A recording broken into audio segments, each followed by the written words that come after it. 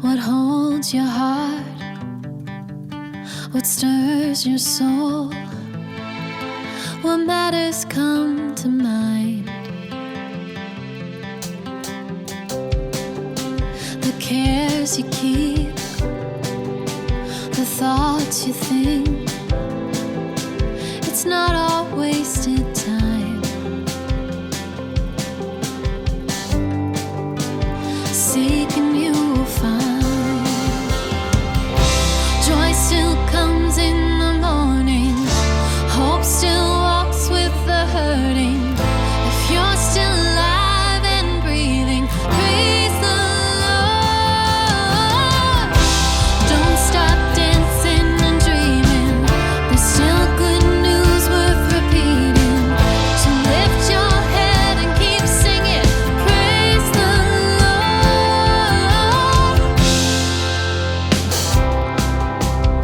Years roll by.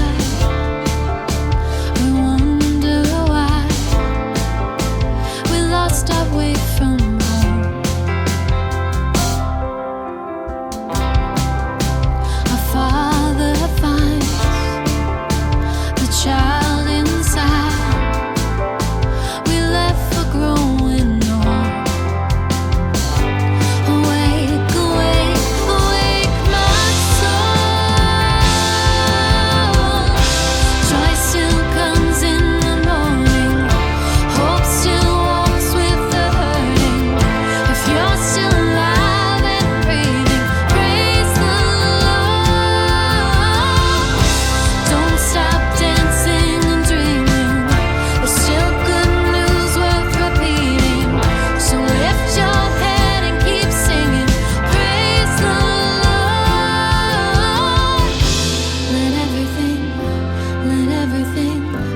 Let everything praise the Lord. In the working, in the waiting, praise the Lord. In the blessing, in the breaking, come on, praise the Lord. In the dying, the rising, let it praise the Lord. Let it praise the Lord. Praise the Lord. Joy still comes in the morning. Hope still walks with the hurting. If you're still alive and breathing, praise the Lord. Don't stop dancing and dreaming. Still good news worth repeating. So lift your head and keep singing. Praise the Lord. So lift your head and keep singing. Praise the Lord. So lift your head and keep singing. Praise the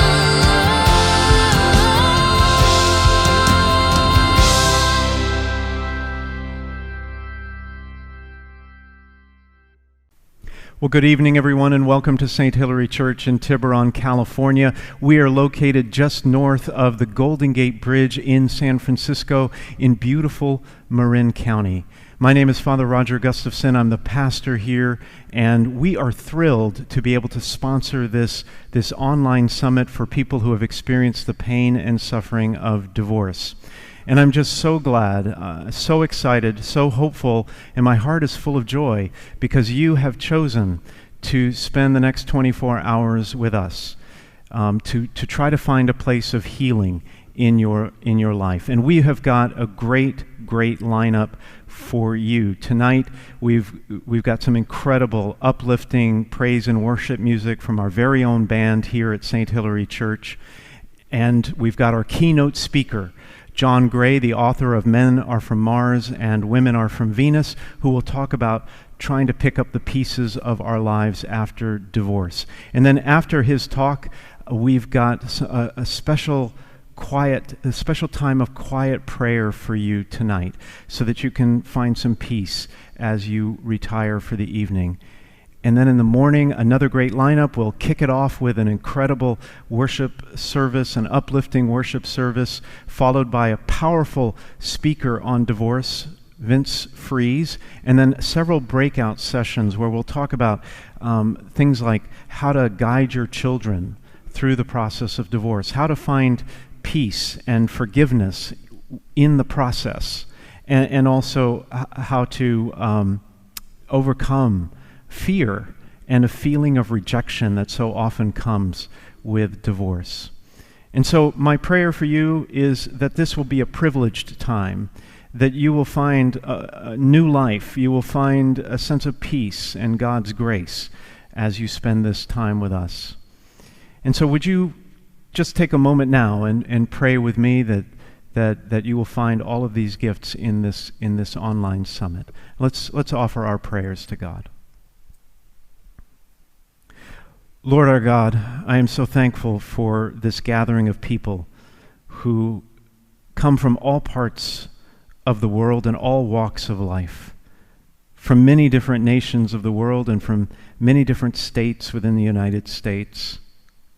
I'm grateful that you have gathered them here as your family, as your children. I ask you, Lord, that you send your grace and your blessing upon this online summit, that all who are gathered here may find new hope in their life, that they may find abundant life in you, that whatever is afflicting them, a fear or pain or depression or despair or anger or rejection, that you will find a way to heal that for them, and that they may emerge from this online summit with a sense that just over the horizon there is hope in you. Thank you for your grace, thank you for your mercy, and thank you for your blessing. We ask all of these things through Christ our Lord. Amen. Enjoy the summit. I pray that you find great joy in it. God bless you.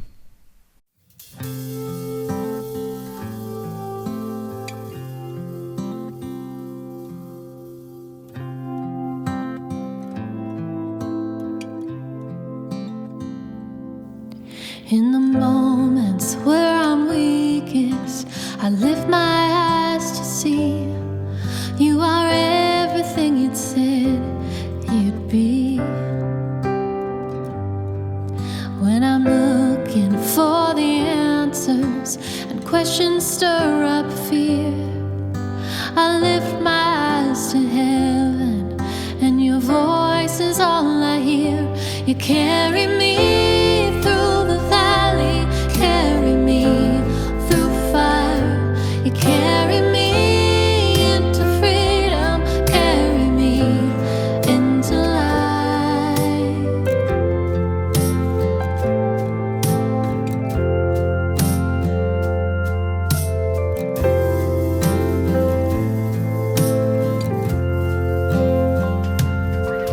When I'm searching, when I'm longing for more than what I've seen, it's your love that keeps me steady and my heart from wandering.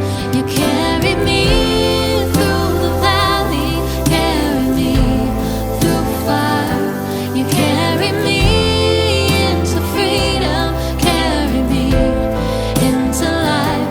You carry me up the mountain, carry me to the heights where I understand your story, where faith is not a fight.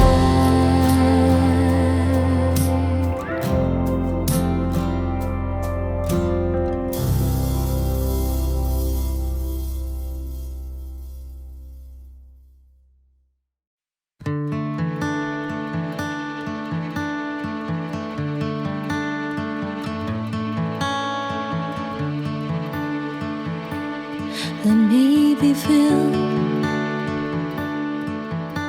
with kindness and compassion for the one for whom you've loved and gave your son for humanity. Increase my love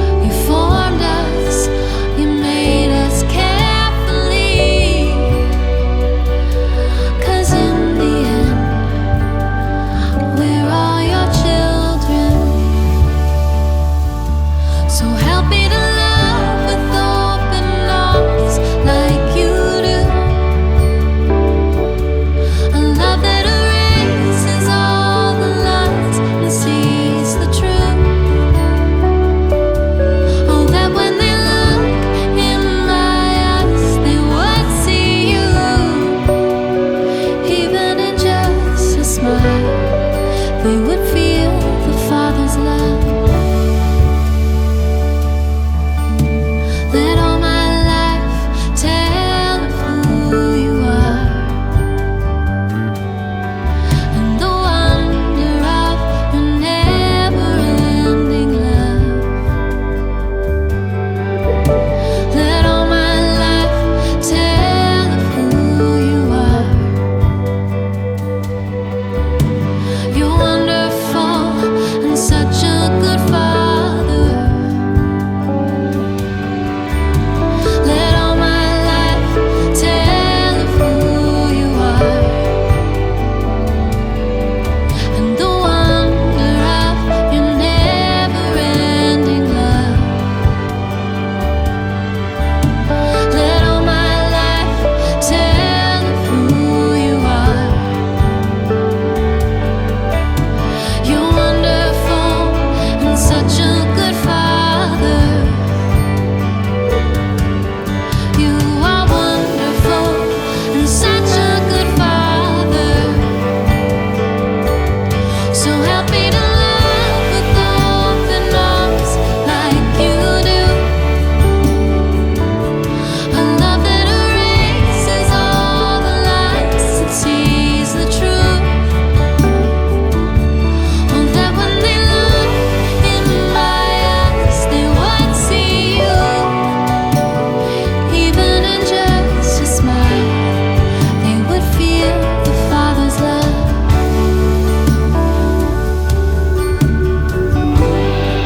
They would feel the Father's love.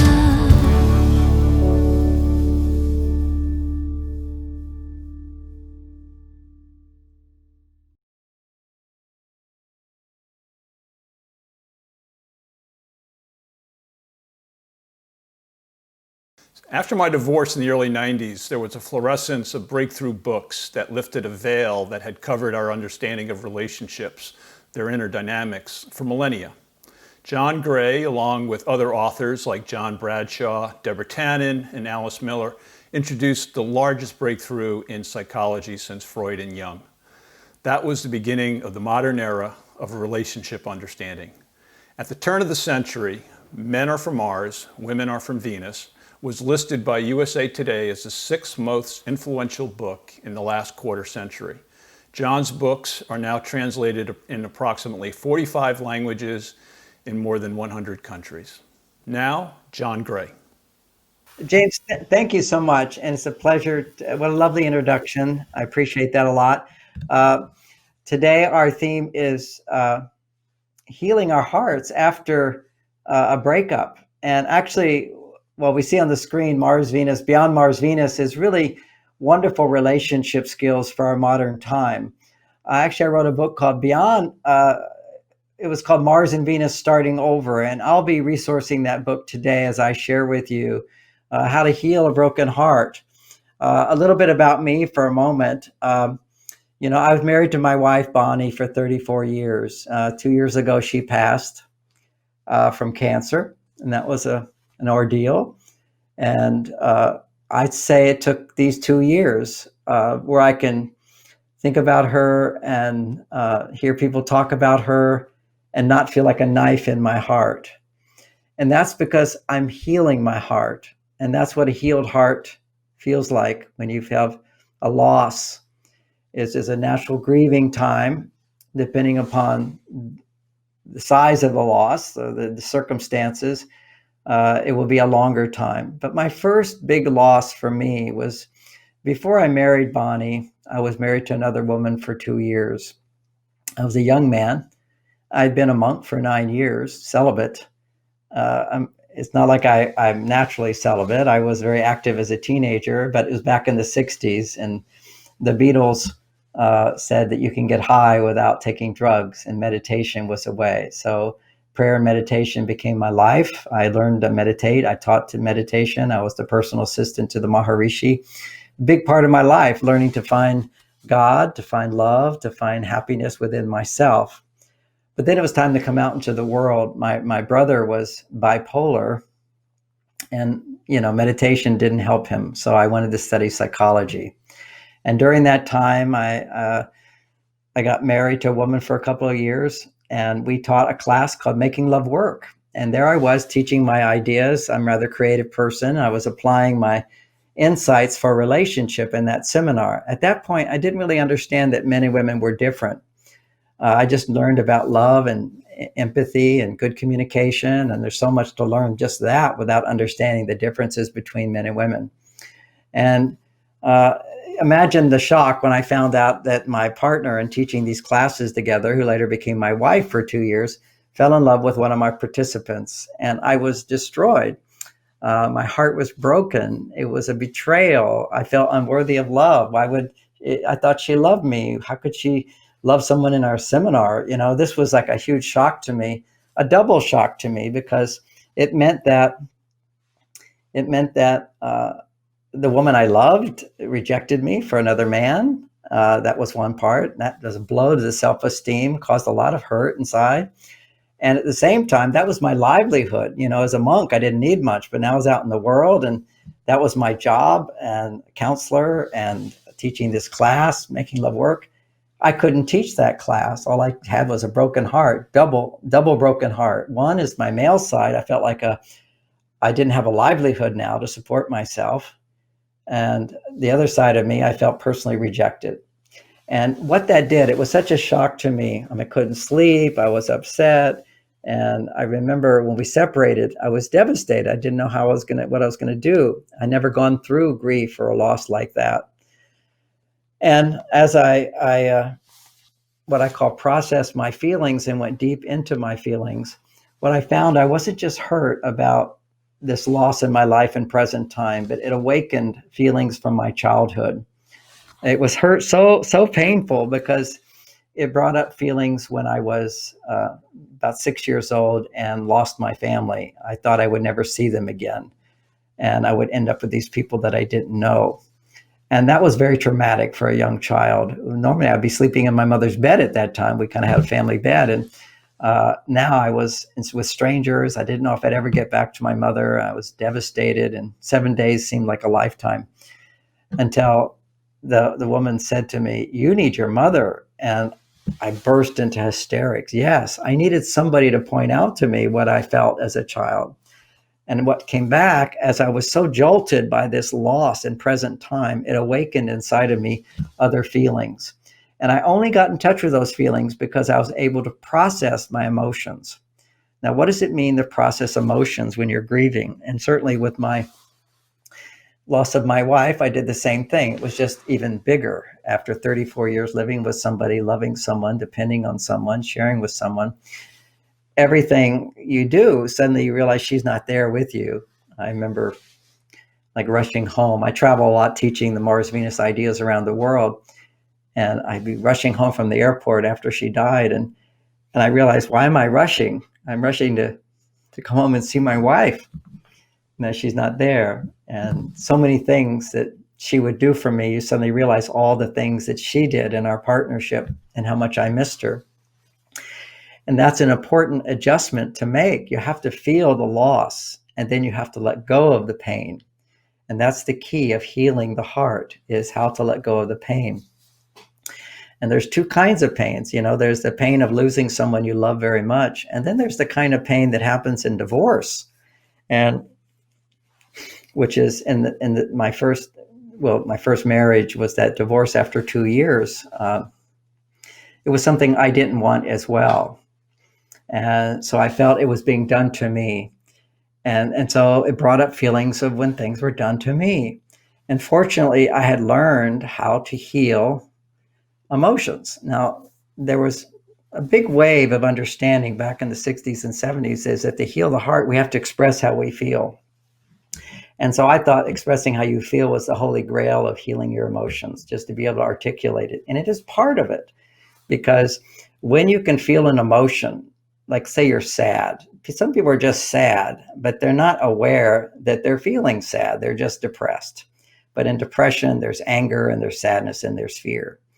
And we're not aware of those emotions, and we're not able to label them. We just feel depressed, or we feel in pain, or we feel lonely.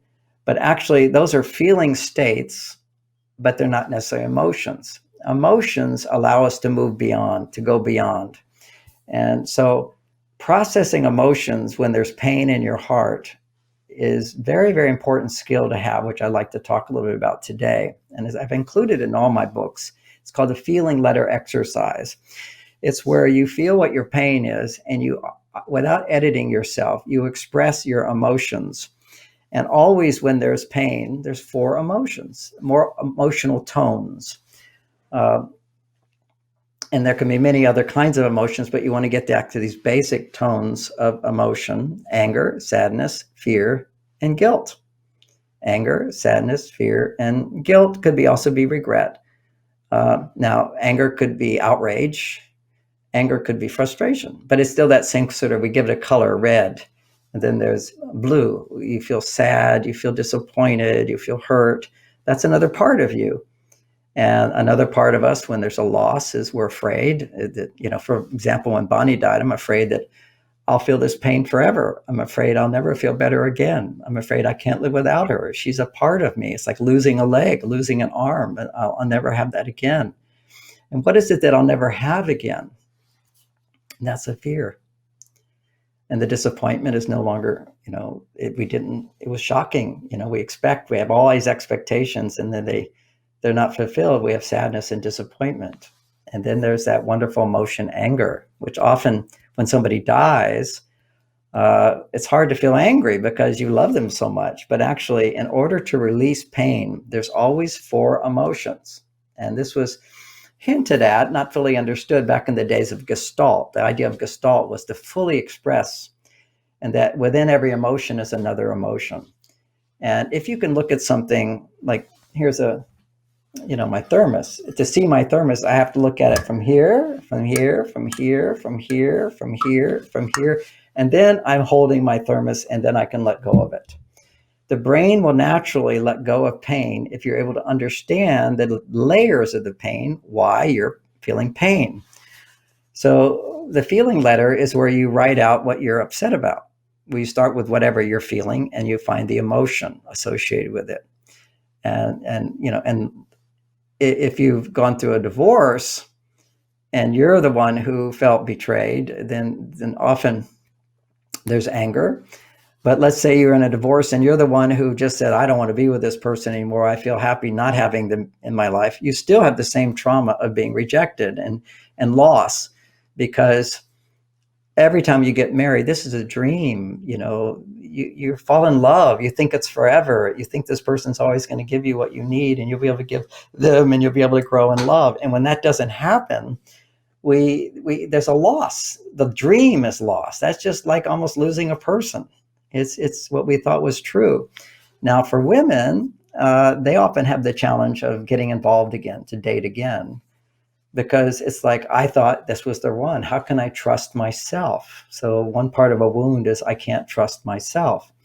Men don't have the same, generally speaking, men don't have that same difficulty starting again. Men have a difficulty fully surrendering their heart again, fully falling in love, but they'll usually get involved again pretty fast. The statistics on this is about 3 years for a man, he's married, after the divorce or after a loss.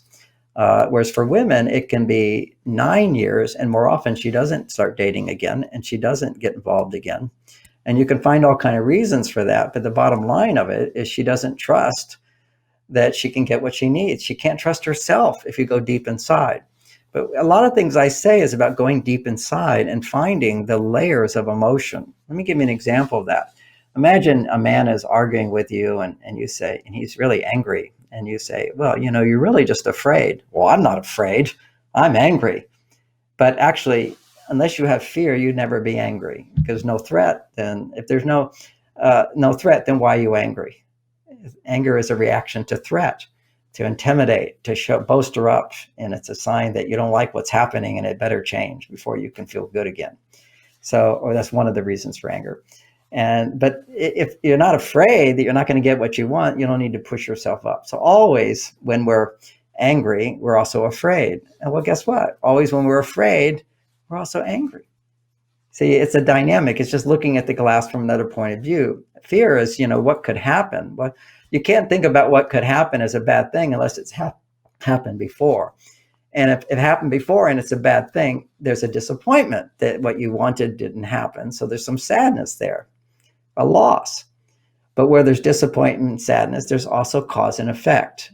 And the way our primitive brain, which is the emotional part of the brain, looks at things, if I'm hurting, someone did this to me. And you have to look at someone did this to me in order to feel like now I know how to protect myself in the future.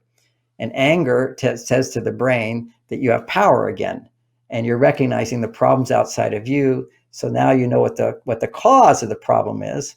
Now you can avoid it in the future. So the brain has requirements, whether we know it or not. When there's a stress inside of us, we need to explore our emotions, and that's the most important thing. And so what you do is, whether you feel sad or you feel angry or you feel afraid, you just start writing that person a letter, this situation a letter, write them a letter. I call it a love letter because you write out your negative emotions to then get in touch with what you really want and wish and need. And then love comes up. It's in there. It just you need to hear those emotions. So the Holy Grail was not just expressing what you feel, it's hearing inside what you feel. And why it's so helpful if you share with somebody else who empathizes with you is it validates, yes, I understand you feel that way. And that validates those feelings so you see them even more, because it's literally about awareness of the layers of what's going on inside of you. There's a natural healing that will take place. But let's look at why it's so painful to lose someone, and from one perspective, the Freud perspective. Freud explained to us something very important. Not that I'm a big believer of all Freud's ideas, but it was the father of psychology, and he pointed out some very important things. And one of those important things is that when you fall in love with someone, you have something called a need integrate. And what does that mean, a need integrate? It means that we all have a need for love. Okay, this is just a human need. We need love. We need affection. We need appreciation. We need to feel trusted. We need to be able to trust others. We need to feel respected. We need to feel that someone cares about us. We need to feel that we care about someone. These are all like basic human needs for well-being and happiness. So we have these basic needs, and when those needs aren't met, it's a stress inside, and we want to know how to heal that stress. So here you are, Freud pointed out need integrate. So I need love, and you come along, my first wife, or my wife Bonnie, who died, and I need love, and she gives me love. So suddenly my brain starts to get love on a regular basis from my wife. Now what's happening is my brain makes a shift, and it goes, okay, I no longer need love. I need my wife. So she becomes the need. My partner becomes the need. And I've lost touch with why I need them, which is I need love. So if I need love and I get love from you, now I need you. And so if you die, or the relationship ends, or you stop loving me and you leave me, the brain thinks I need you as opposed to I need love. And the brain will continue to feel this way always until it experiences that I can get love without depending on that person. And so there's a letting go of that person. The letting go process occurs if we can explore our emotions 100%. But if you just feel sad about it, you'll stay feeling sad the rest of your life. And not only do you feel sad the rest of your life, but you become addicted to grieving and to feeling sad. And this has now been proven with MRI scans, is that people who chronically feel sad, they're not able to move through and heal to where they can think about the loss and not feel pain in their heart. Now, occasionally people will say, I'm now at that point in the loss of my wife, and 2 years later, it's taken me that long to be able to feel my love for her, to be happy in my life. I now have a girlfriend. I'm very happy with her. I love her. I'm monogamous with her. I feel no need for any other women. And of course, I got pictures of my wife all over the place, and I love my wife and, and my children, my grandchildren. Occasionally somebody writes me a letter and says, what a beautiful woman was. Bonnie was so special. And it was just the 2-year anniversary 2 days ago. And I got some emails thinking of you and how wonderful Bonnie was, and tears flow out of my eyes, but no pain. That's healing. where you can still feel the love, you can still miss the person, but it's not causing you to feel pain, hopeless, despair. That can be healed. But many people stay in hopeless despair. They're not open to love again. Often they don't give themselves even permission to be happy again, to fall in love again, to enjoy your life again. And it's the brain. You see, you have to understand things, expand the understanding of grief, is that when you're holding on to what you've integrated as a part of yourself and it's not available, then you're constantly wanting what's not available. And that causes pain, to continue wanting what's not available, because you're constantly saying to yourself, I can't have it, I can't have it, I can't have it. But yes, I can't have Bonnie in my arms. I can't hold her in my arms. I can't make love to her. But we can't celebrate together. And I can just feel sad, but I feel no pain because I know I can have that again in my life with somebody else. Not the same as Bonnie, not better than Bonnie, but actually my ability to love is better, because by the process of letting go of Bonnie, the attachment to having her now in physical form with me, the letting go helped me to open my heart to feel, once again, how much I need love. Rather than needing Bonnie, I need love. Now, part of that transition, you'll never make that transition, in my opinion, my experience of working with people, till you fully process the emotions many, many times. But if you just process one emotion, which means just feel sad and cry out and feel bad and feel, oh, I'm just so unhappy, I'm so empty, I'm depressed, or I'm anxious, that's a stuck state. And so they measured MRI scans of parents who lost a child. And they just never feel happy again. They always say, I'm always in pain when I think about them, I'm in pain. And you actually can heal that so that there's no pain and your joy comes back in your life and you're grateful for the time you spent together and you love that person, and missing that person doesn't cause pain. That's the whole key of healing. And the parents who were depressed and needing to take antidepressants and couldn't sleep at night, and that's part of the grieving process while you're working through all these emotions, which is learning to let go of the attachment to that's the only source of love. And what they found in the MRI scan, big news, is the same thing happened in the brain when the child was mentioned as when you take cocaine. They were addicted to grieving. So there's a danger in too much grieving. And you have too much grieving, if you can't keep moving through it, you have to keep going through your pain and then feeling love afterwards.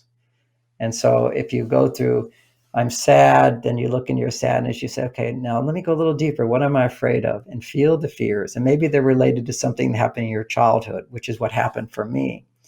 And I was able to bring back things from the past that were also being activated, because that's another Freudian thought, which is that much of our pain in present time is an overreaction because it triggers certain unresolved feelings from the past and they come into your awareness.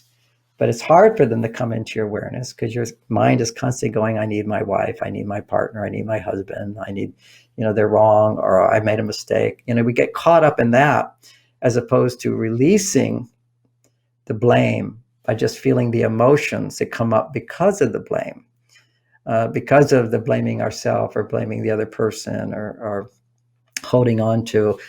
There were times I remember I was so angry, I want to turn back time. I don't want to be here anymore. I want to go back and be with my wife. I want to be with her. I don't want to be here. I don't want this life. I don't even want to be here. And I felt like, what's the point of being here without my wife? And I know many couples who've been married 50 years, 30 years. For us, it was being together 40 years. They just feel like, oh, my partner's not here, I want to die. It's very natural. It's too painful. And why do I want to be here? This is gloom and doom. Well, what happens is when you are addicted to grieving, you create a loop in your brain, which makes it harder and harder to let go, unless every time you feel the pain, you go, okay, I'm feeling the pain. Let me feel the sadness. Now let me look at what I'm afraid of. And then let me look at what I might regret. Oh, so many sleepless nights where I look at all the mistakes I made through the past, how I could have been a better husband. But each time, letting myself feel the sadness and the fear and the regrets, and then the anger. Anger is just as important, and you have to look at the other side of things, and it could be, for her, it was a cancer treatment that went wrong. And I would just let myself go into anger with the cancer treatment that went wrong. finding out later it could have been done differently and so forth. You got to find something. It doesn't have to be your spouse even that you're angry about. One woman I helped, her husband died, and he didn't leave her any money. He spent all the money, and they were in debt. And I said, and she's grieving. She loved him so much and so forth. Because whenever you lose someone you love, it's like, even if you don't love them that much, you love them more because you lost them. That's another dynamic. As a writer, I can be writing a chapter, even a few pages. And in the old days, I'd lose it with the old computers, it would crash and I'd lose it. My reaction was, oh my God, that was the best chapter I ever wrote. Oh, how can I do that again? I can't believe it. And that's because you lose it. The heart grows fonder at distance. And when you really lose someone, then your love for them comes even more to the surface, and you feel your vulnerability, because love comes from vulnerability. Love comes from feeling I need you. And when you need someone, you depend on someone and they're not there, you feel your need very strongly. But we want to break that the need integrate, and open ourselves to receive love from others. To come back in touch with, all right, I'm used to getting love and support from this person. I need to willfully create situations where I'm letting love in many other places, and I'm enjoying it. You have to give yourself permission to heal, to be happy again. And these people in the MRI were not happy again. They were depressed, and they never got over it for years and years. They're unhappy, unhappy, unhappy. They looked at the brain scan, and the same part of the brain was being triggered as if they were taking cocaine. So what happens with drama, our own internal drama, it stimulates dopamine. That's what cocaine stimulates. And the more you go over it and over it, it stimulates more and more dopamine. And the brain says, well, that makes me feel really good. So while you're feeling pain and you're crying out, it also feels a relief to get all those feelings out and express it. The problem is we only tend to express one or two of the emotions and not all of them. So we never fully complete and come back to feeling at ease and feeling love. So another reason it blocks us from feeling love, besides exploring our emotions, is this confusion in the mind. Okay, so here's how it works. I feel so much pain because I lost my wife. Now, the only reason I feel pain and I lost her is because I care about her and I love her deeply. If I didn't love her so much, it would be next. Oh, next. I'm glad to be out of that. That's good. No problem with that. It's because we love someone so much that we feel so much sadness and pain and hurt and grief. So it's a sadness and pain and grief. That's a sign I love my partner. So if suddenly I start to heal that and start to let myself receive love and support from other sources, and love makes us feel good, and I start to feel good, I go, wait a second, I can't be happy. If I'm happy, that means I didn't love my spouse. That means I didn't love my child. That means I didn't love them. Because the brain goes, I'm in pain, I miss them, my heart is broken because I lost this person. The only reason my heart is broken is because I love them so much. So if I heal my heart and actually can love more and be happier than before, which is the possibility, if you heal your heart, you can be happier than ever before. That's a possibility. It doesn't happen right away. But you heal this part of you. When I was a little boy, I fell out of a tree head first, two-story tree, and my arms hit straight and kind of blocked the blow, but I hit right straight down, knocked out. The bones broke in my arms, and the bones are sticking up. Now it didn't break the skin, so the bones are sticking up like that. And I'm in shock, so I don't really feel pain at that point. Now, how you heal that broken bone is the same thing way you heal your heart. You have to reset the bone and hold it in a cast, and healing will automatically happen. But you have to reset. And reset is the process of getting in touch with your feelings. And sometimes the hardest feeling is anger. If you feel that you're really missing your partner, you have to give yourself permission to be angry at something, because that's part of the catharsis of looking at all four emotions. And you don't necessarily have to be angry with your partner, but if you can, that's good, because you're going to let it go. You're going to find forgiveness, because ultimately it's forgiveness which allows you to reset your bone, particularly if there's resentment, or if you're feeling so much sadness because they're a really wonderful person, you miss them so much. Resetting your bone is to be happy again. You got to be happy again. You got to hold that in there until you grow neuroconnectors in the brain. Now, generally speaking, once you have a loop in the brain, it takes 6 months to actually grow a new channel in the brain to change this habit, this loop. But if the loop has to do with danger, it will take longer, because cocaine, whenever you have danger, like, oh no, my life is horrible, I'll be in pain forever, that's huge amounts of dopamine. That's what cocaine does, produces huge amounts of dopamine. Now, that's addiction. So the brain gets addicted to grieving and feeling bad, and it's very hard to break out of that. So you have to go in waves of it. You have to go into it and then break out of it, go into it and break out of it. Each time you get better at learning how to let go and break out of it. So you don't get addicted in that way. And you don't know how long it's going to take. It has to do with the better you are at this, the shorter it takes. But the more attached to that person you are, it also takes longer. And some people just avoid the whole process completely, and they'll never experience intimacy again. They'll never let themselves go into that place again. They just go, okay, I have friends who say, oh, I don't want pictures of them. I don't want to be reminded of them. As opposed to the best thing while you're grieving is to see the videos, to see the pictures, to tell the stories again and again and again. And each time to get in touch with the pain. And then one way of processing it is hang out with some of your partner's friends and have them say wonderful things about that person, having other people share a little bit about their journey, just a little bit, not too much. So you feel validated, and you feel also people aren't trying to talk you out of your feelings. You're not embarrassed to have these feelings. People say, oh, when are you going to get over it? I don't want to hear that again. You should move on. No, you should take your time, but you should also move on. And how do you move on? Taking your time. Processing emotions is so powerful. A good therapist can help you with this. A group can help you with this. If you're in a group and other people are sharing their losses, you're relating to those losses. And when you feel your feelings outside of yourself, that gives you greater awareness of the layers of feeling inside. And then it's all awareness, going deep inside, coming back to feeling I need love, and then getting love. So I need love, and getting that love is where the healing happens. But you got to get back to really fully feeling that need for love and releasing negative emotions: sadness, fear, regrets, and anger. These are the 4 basic emotions. Some people need a little bit more of one than the other. And generally, the one you need to explore the most is the one you don't think you have. That's the way that works. It's always you have to go a little deeper to find what's really inside. Once you get through all 4 emotions, and you always ask yourself, what is it that I wish? What is it that I want? And you go into all your wishes and wants. And then that brings up more feelings that you didn't get that.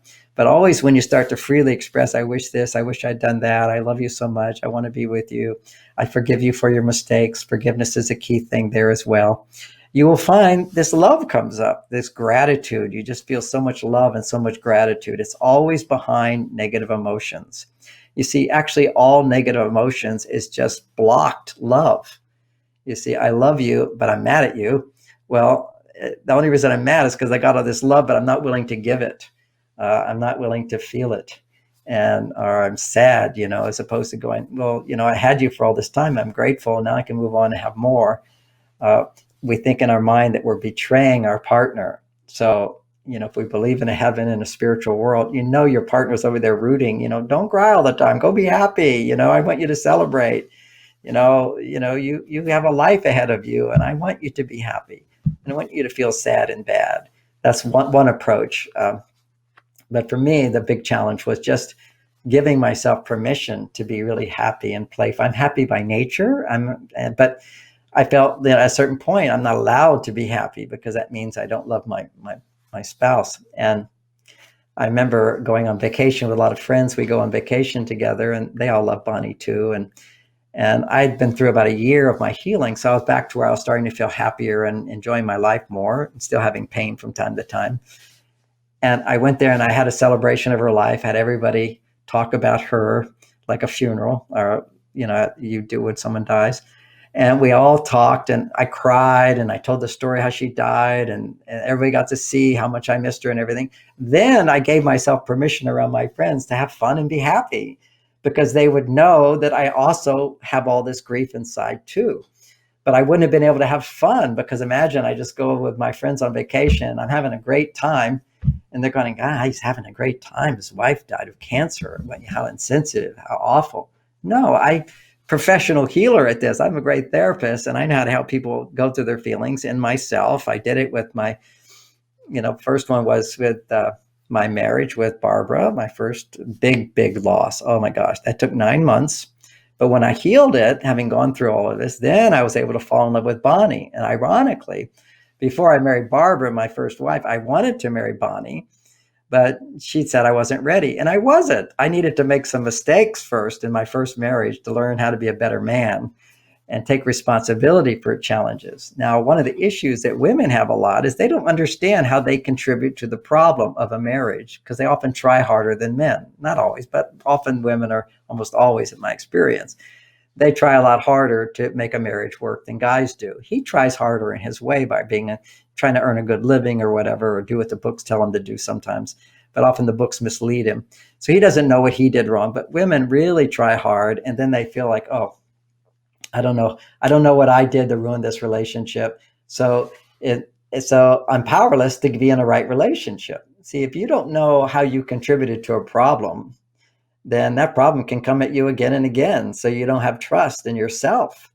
So part of understanding how to end a relationship, a divorce, is to recognize our relationship that goes south, is to recognize how you contributed to the problem. Because only by recognizing how you contribute to the problem can you trust that you can create a new relationship and not have those problems.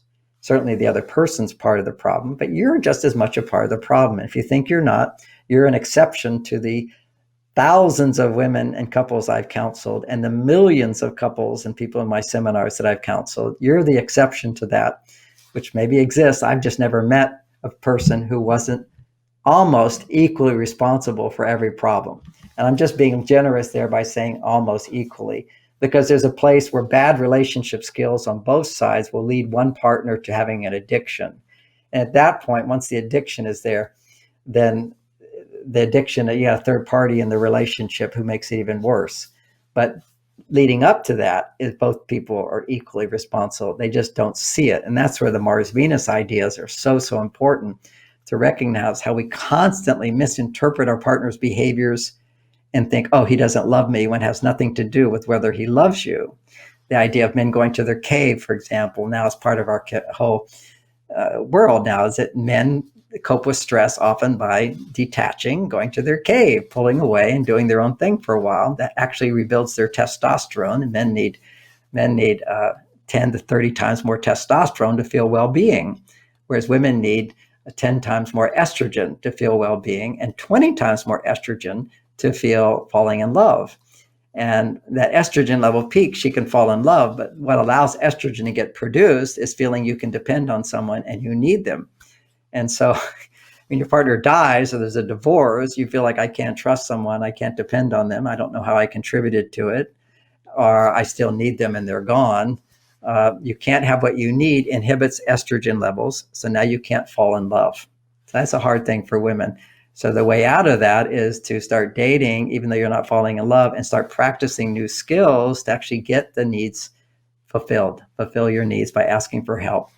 And you have to fill that love tank again before you're fully healed.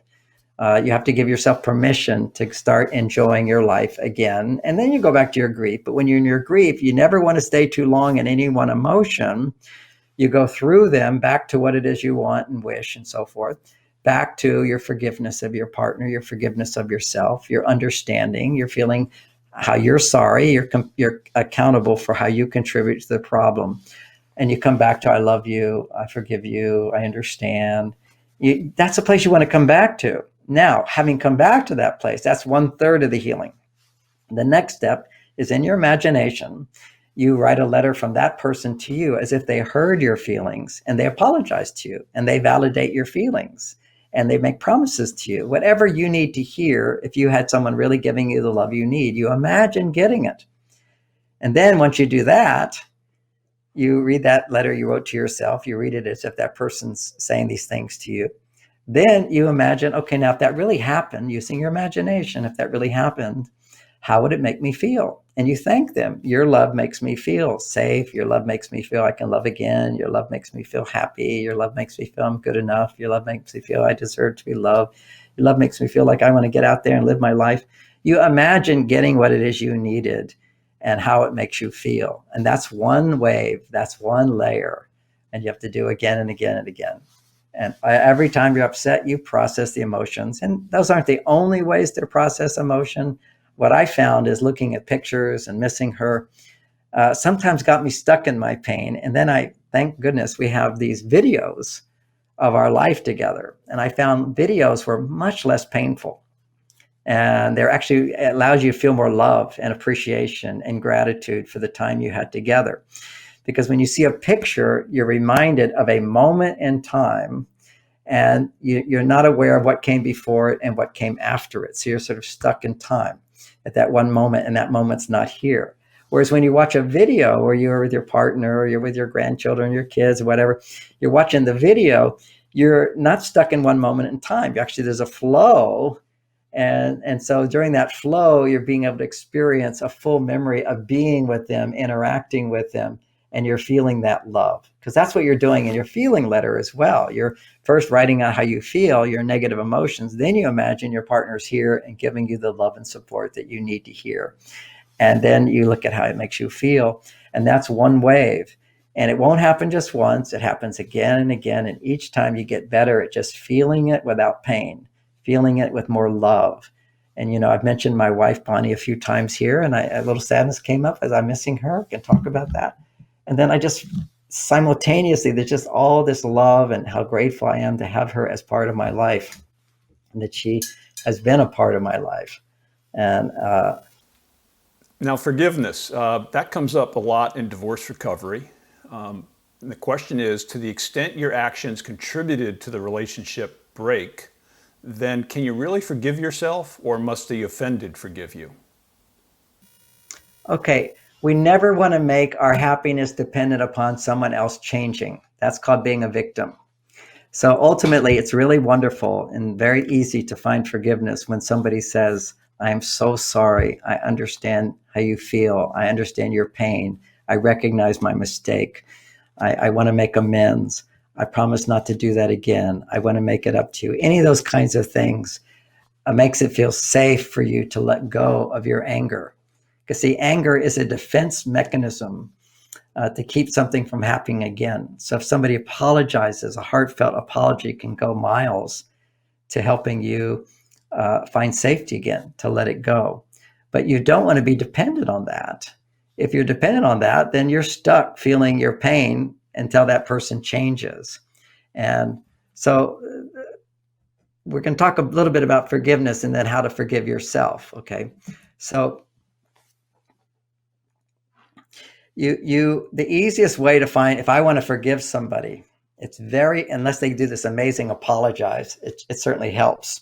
The way I can more easily forgive them, and then I'm going to turn it around to forgive myself, is if I recognize how I contributed to the problem. If I recognize that I'm not a victim and that somebody else contributed to the problem. Okay, so let me give an example of that, real simple one. I drive a Bentley. It's a very expensive car. It's like a jewel. Before that, I had the best Mercedes you could buy.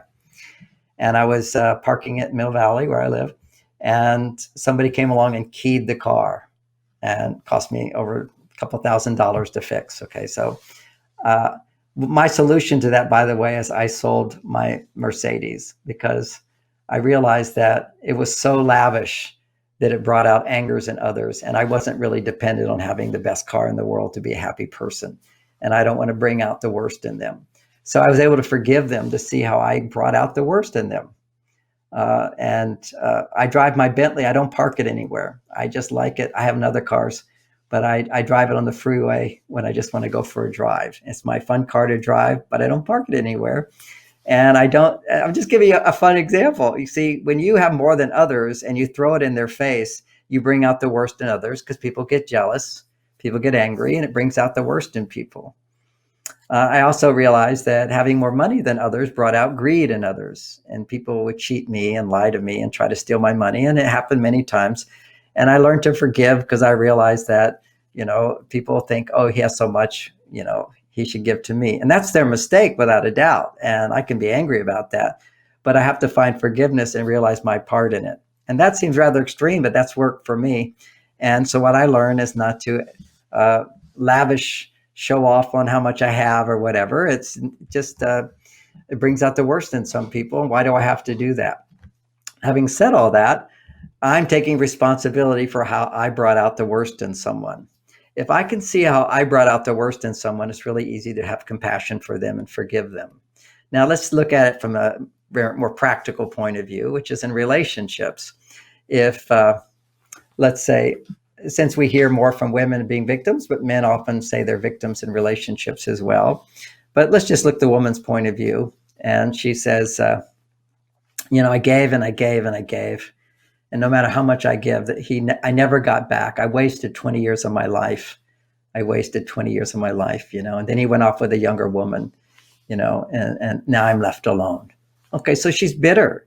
And so she has a right to be bitter from everybody's point of view. How dare him? You gave him the best years of your life, and he spent all the money, and now he's with some younger woman, blah, blah, blah. So you have all these reasons to feel bitter and resentful. How can you forgive him for cheating on you or leaving you or abandoning you? You gave him the best part of your life, okay? So you can feel like a victim the rest of your life. You'll never be happy.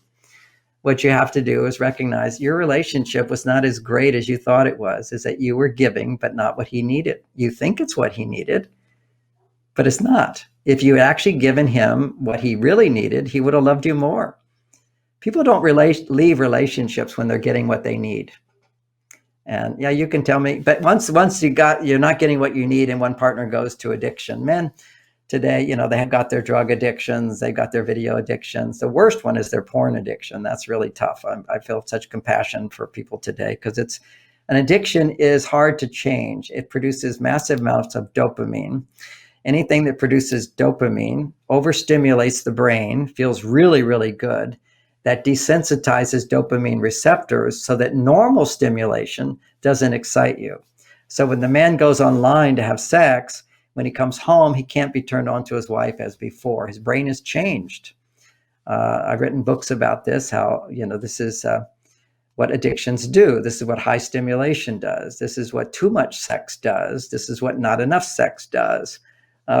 So, a woman could simply go, gee, my partner's having sex with other women. Gee, he promised to be faithful to me. And I have to ask you, well, are you having lots of orgasms? Are you satisfying his need to fulfill you? That's a hard thing to say, but generally she can say, well, I can't have orgasms. We have no romance, no communication. I go, that's true. So that's why your estrogen levels are too low. However, how do you contribute to low estrogen? Are you dependent on a man to raise your estrogen? Not if you read my books. That's all in my book that we talked about before, which is Beyond Mars and Venus, how women can raise their estrogen without depending on a man, which allows you to forgive without an apology. So yeah, while apologies are great, we shouldn't be dependent on apologies in order to feel love again. Now, turn it around.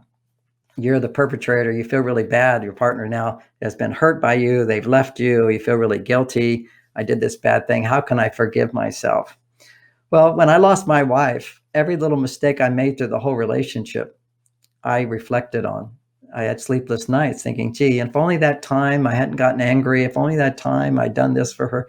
Your brain ruminates. The brain wants to learn its lessons, how to be a better person and see, how did I contribute to her unhappiness in any way? Because you feel, I love her so much. I wish I could have been a better partner. And having said that, I'm not talking about I'm an awful partner. My wife said I was the best husband she could imagine. Okay. So, but ultimately, no matter how good you are, you can always be better. And so I've become a better man. I have greater wisdom, having reflected on all my mistakes that I felt bad about. When I reflected on, I could have been a better husband. And I forgave myself. And how did I forgive myself? I first had to process my feelings. And then I had to find the key when you don't forgive yourself is you don't let yourself, you're angry at yourself and you're not angry at the other person. You have to have an understanding that for every problem, there's two sides to it. And if you can imagine to forgive yourself, you first have to, process your feelings, feel your feelings, but then you go, but I can't seem to let go of my self-hatred and so forth. Well, you're hating yourself because you're denying the part of you that hates them. Now, that's a heavy thing to say, or at least mad at them or blames them, because nobody's perfect. So to forgive yourself, you have to recognize that you contributed to the problem and they also contributed to the problem. And what helped me a lot in that was my wife did journals of everything in our marriage. And she said stuff in that journal, which I didn't know, which was ways she sometimes started arguments, and sometimes she purposely gave me a hard time, and she sort of revealed, some of the things she was learning that she didn't always feel safe to tell me. So I didn't always know her side of it. There was something that happened in our marriage, and this is particular to our marriage. But at one point I said to her, honey, why is it that I'm always, this is maybe 4 years into the marriage. I said, why is it I'm always the one who says I'm sorry and you never say I'm sorry? You say you're sorry to other people all the time, but you don't say you're sorry to me. You just look at me and you don't say you're sorry. And I say I'm sorry. And she said, John, when I was growing up as a little girl, my mother was so cruel and always so mean and always blaming me for everything. And she wasn't a happy woman. And I everything was my fault, my fault, my fault. Anytime my brothers did something wrong, it was my fault. It's so painful that I'm married to you. And if I said to you, I'm sorry, and you said you should be, it would kill me. It would kill me.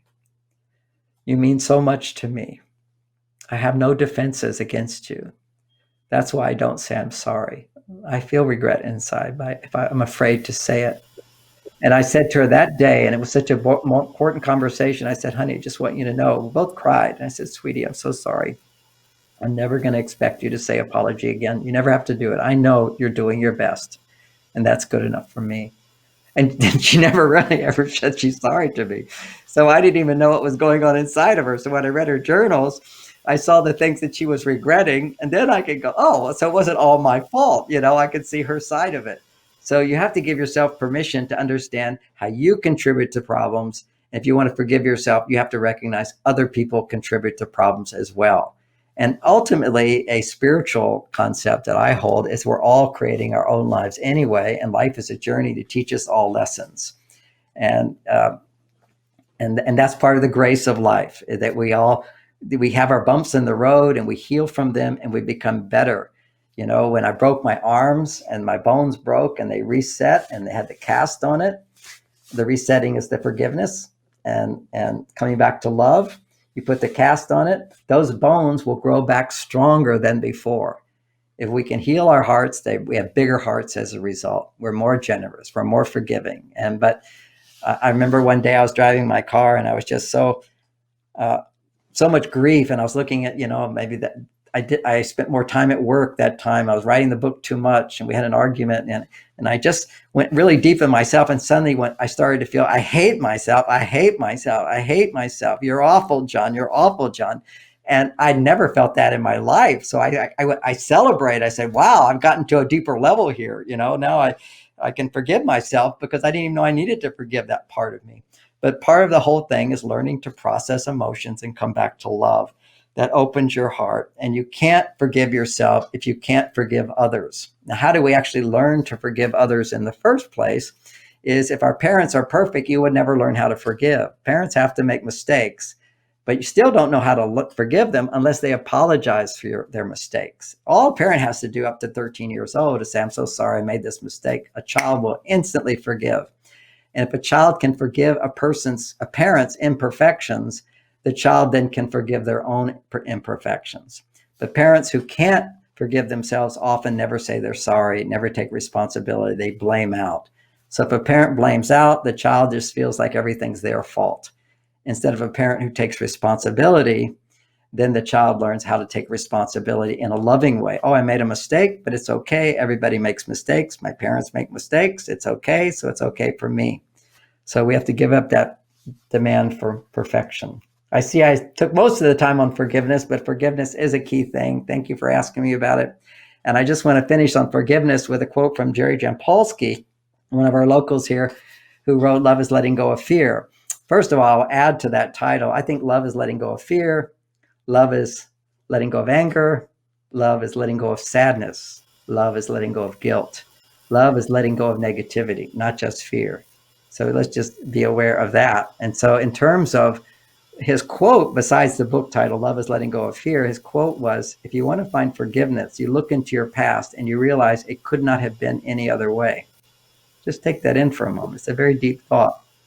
You look to your past, at bad things that happened, and you realize it couldn't have been any other way, based upon what that person knew, based on what you knew, based on your training, based on their circumstances. It could not have been another way.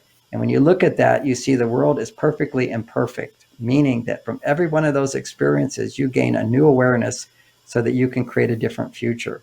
And if you live in a world of guilt and shame, you go, it shouldn't have been that way. And yes, that way didn't work. It can be improved upon, but it couldn't have been different based upon the situation of what that person knew and what you knew, what circumstances were.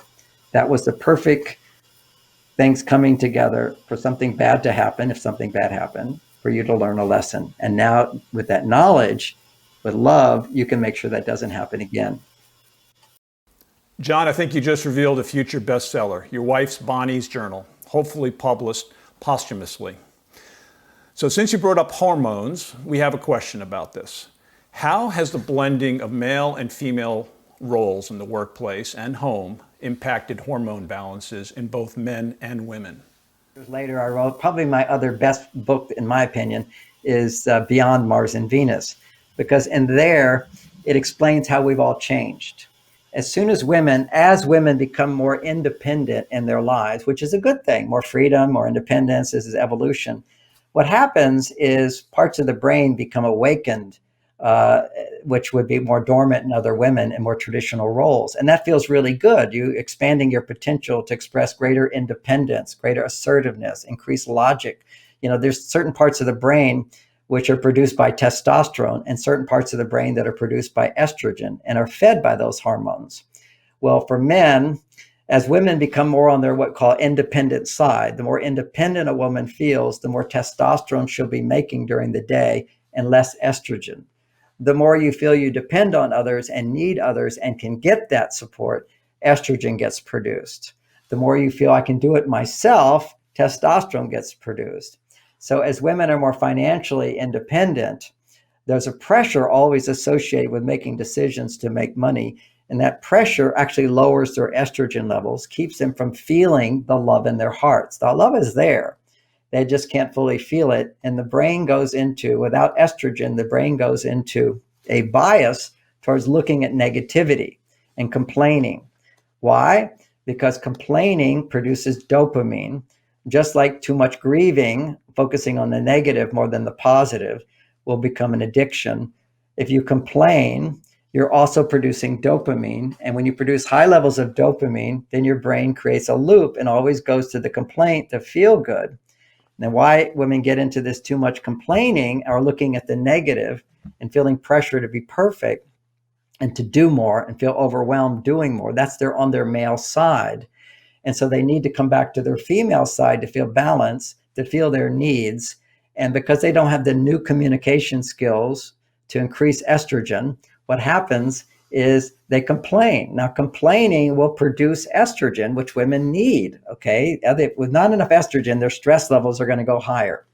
So if they complain, they will get estrogen, but estrogen goes up in her. But because she's complaining, it pushes a man down, because when he gets negative messages, he feels like he's not successful. Success creates testosterone. Support, feeling supported and safe, produces estrogen, where I can depend on you. So now she complains to get the support she needs, but it's also biologically, it becomes a loop, a pleasure loop, because when you're complaining, it also produces dopamine, higher levels of dopamine than simply appreciating what you have.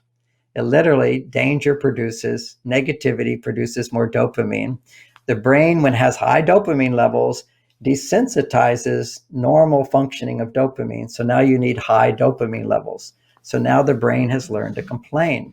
Now, some people learned it as babies. They just cried and cried and cried. The only way they got what they needed was crying. So that's an estrogen producer, crying. So how do I feel good? I need to have estrogen, so I need to be upset about things. So that's drama. So you get addicted to being dissatisfied, addicted to looking at imperfection, addicted to complaining, addicted to being dissatisfied. And you have no choice. You can't go into the positive part of your brain. Even up here in the front part of the brain, one side sees negativity, one side sees positivity. We can see this in brain scans. And you start using that negative side, it gets addictive because negativity is more addictive than positivity. So this is a loop that women get in to try to find their hormonal balance, and they feel more and more dissatisfied, which causes men to go into, no matter what I do, it's never enough to make her happy. And that's failure, and that causes low testosterone in men. When men have low testosterone, then they seek out high dopamine stimulators, which would be addictions, video games, pornography, and anger. Anger, by the way, is also not masculine. Actually, anger is feeling peaks of estrogen, high estrogen levels. And so men have to know if they want testosterone to have healthy and vibrancy and longevity and aliveness, testosterone is the hormone. It needs to be 10 to 30 times higher than a woman. To be in love with her, when you're in her presence, it needs to go up like 30 or 40 times. Okay, and that's called making love. We have our lives. My work makes me feel really good. I'm radiating my work, but when I make love, I go to a higher level of that if my partner's enjoying it more than me. And that's why couples need good sex skills. They're not taught them. Men don't understand women. And so I've written a book called Mars, Venus in the Bedroom, teaching men the secrets of making sure a woman is fulfilled in sex. Because it should be about her, not about him, and how to do that. That's the challenge. It's learning new skills. Because today's world, when men say, no matter what I do, it doesn't make her happy, you ask that man, and I ask him, what's sex like? Is she having orgasms? No. She's not satisfied in sex. And she doesn't mind, because many women, they're up in their head so much, they're not down south. So, but for a man, he starts out down south. He's very much aware of that need, more so than a woman, which is why another reason men will get involved right away with other women. And if a woman sees this and doesn't understand, men's sex center in his brain is actually separate from the love center. And for women, they're right next to each other. So women generally only want sex. Generally, there's exceptions due to wounding, whatever, but there's exceptions. A woman generally wants to have sex when she feels very loved and safe. For a man, he doesn't need safety to feel desire for sex. To a great extent, he just needs opportunity, and he can feel the desire for sex. And it doesn't have anything to do with love. But the key thing to have balanced brain function is to have sex with love, and it's nourishing. If men have sex without love, it's depleting. And it literally is proven to lower men's testosterone levels and create an early death. We know that men die from heart attacks only, not from cholesterol levels, not from arteriosclerosis. Men only have heart attacks when their testosterone is very low and their estrogen levels are very high. And the reason nobody talks about that, even though it's a fact, is because giving men testosterone doesn't solve the problem.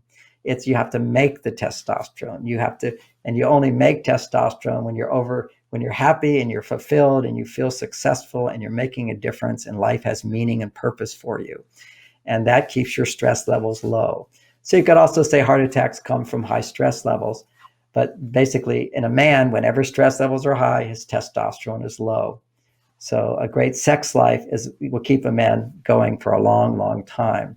And for women, a lot of love keeps her going for a long, long time. And she can find love in many different ways. So often women can think, oh, I don't need a sexual relationship. I've got my children, I've got my garden, I've got my different things. But for her to be a whole person, if she wants, she can include her sexuality with that and take a risk. Don't wait, date. And don't have sex unless you first feel connected in your mind and in your heart. Then it's a healthy thing for a woman to be in touch with all of her body and enjoy that part of life and the ecstasy of sharing love together in our bodies, which is something we call making love. But often for women, that's too soon. Grieving the heart is very, very important. Men will jump into sex sooner. And when I said all that, mainly my intent was to point out that often women are hurt even more when they find out their ex, if they're divorced, is suddenly dating again and having sex with some woman. She thinks, what am I, chopped meat? Why would he want that? Because she's not ready for that, because she doesn't feel, in general terms, the need for sex unless she's feeling a lot of estrogen. She's feeling, I have support and I have help in my life. And let's keep in mind that, you can be very, very happy in life. We have so many different emotional needs, and sex is just one of them. but it's one that seems to be very important for many people today. That's a terrific explanation. And is that discussed most in your book, Mars and Venus in the Bedroom? Correct? The actual sexual skills, a woman can guide a man, the sexual skills so a woman can guide a man without telling him what to do. And so men know what to do to provide that sexual fulfillment. That's in the book Beyond Mars, and in the book Mars, Venus in the Bedroom. Starting Over is a very important, that's about all this grieving stuff I talked about. It's a very complete book. And then the other one is Hormones. I talk about that, how women can create their own estrogen levels without waiting for a man to do everything right, how men can rebuild their testosterone and keep their virility in a relationship. That's in the book Beyond Mars and Venus. So these are all different distinctions of some of the message that I have. It's available for people. It's also free. If you can't afford my books, you can get them on tape. If you can't afford that, go to my website. There's literally hundreds of seminars that I teach for free. At my Facebook site, John Gray Mars Venus, I have over 100 hours of me being live talking about these things: sex, healing the heart, meditation, communication skills, hormone balance. All these things I talk about in great detail. So I hope this will serve as a good introduction, but more importantly, good support at this painful time. If you've experienced divorce and loneliness, I'm just so honored to be a part of this group, because while I said all those things, probably the most important thing is to be able to be around other people that share in your experience, because what they can express might reveal some feelings that you have inside as well. And to be able to share how you feel with others who empathize and understanding, it's that connection that allows us to heal so profoundly. Great, John. Thank you so much for opening our minds today. I also want to mention your book, When Mars and Venus Collide. It's about successfully navigating breaks in relationships, also available on the website. We have many more questions, but I understand you're on a schedule, so we'll move on. But again, thank you so much for your time today, and I hope everyone benefited. Thank you so much. A real pleasure and an honor.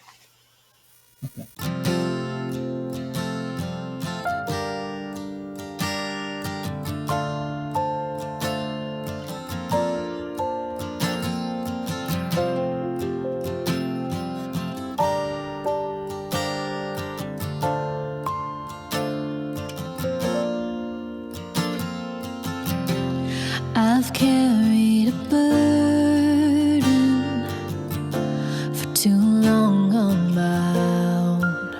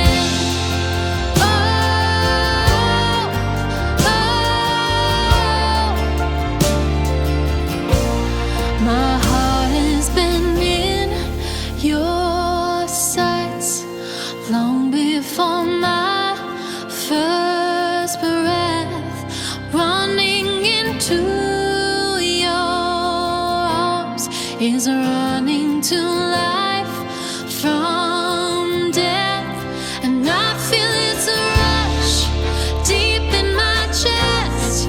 Your mercy is calling out, just as I am. You pull me in, and I know I need you now. I run to the Father, I fall into grace. I'm done with the hiding, no reason to wait. My heart needs a surgeon, my soul needs a friend. So I run to the Father again and again. I run to the Father, I fall into grace. I'm done with the hiding, no reason to wait. My heart found a surgeon, my soul found a friend. So I run to the Father again and again and again and again. Oh,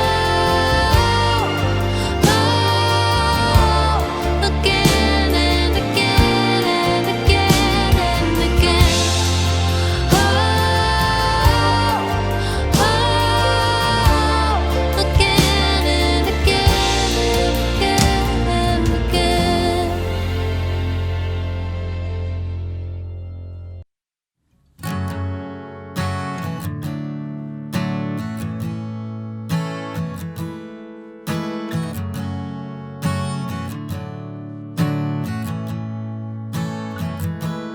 There is power in the name of Jesus. There is power in the name of Jesus. There is power in the name of Jesus to break every chain, break every chain, break every chain. There is power in the name of Jesus. There is power in the name of Jesus. There is power in the name of Jesus. Break every chain, break every chain, break every chain. To break every chain, break every chain, break every chain. All sufficient sacrifice,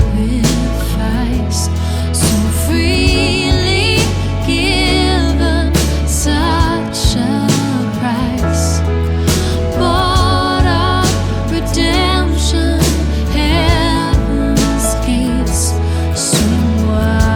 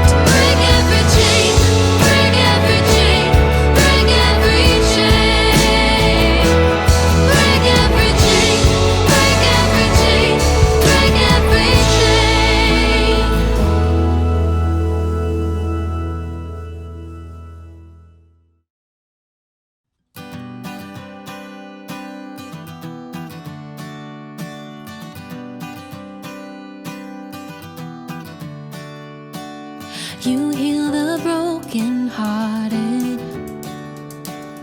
You set the captive free. You lift the heavy burden. And even now you are lifting